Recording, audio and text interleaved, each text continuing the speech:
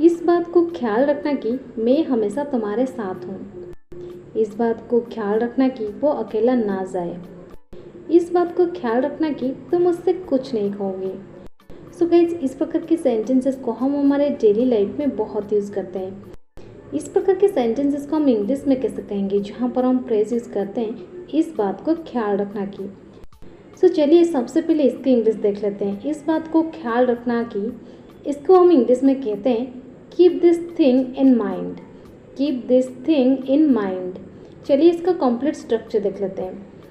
पहले आप यूज़ करो कि keep this thing in mind, इसके बाद कंप्लीट सेंटेंस जो आप बोलना चाहते हैं। चलिए कुछ एग्जाम्पल के मदद से इसे और भी बेहतर समझने की कोशिश करते हैं। इस बात को ख्याल रखना कि मैं हमेशा तुम्हारे साथ हूँ। Keep this thing in mind that I am always with you.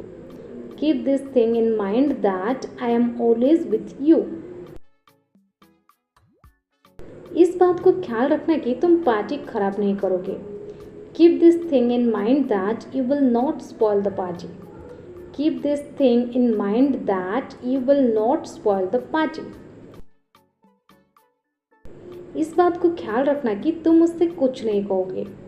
Keep this thing in mind that you will not say anything to him. Keep this thing in mind that you will not say anything to him. इस बात को ख्याल रखना कि तुम परिवार के सबसे बड़े सदस्य हो। Keep this thing in mind that you are the eldest member of the family.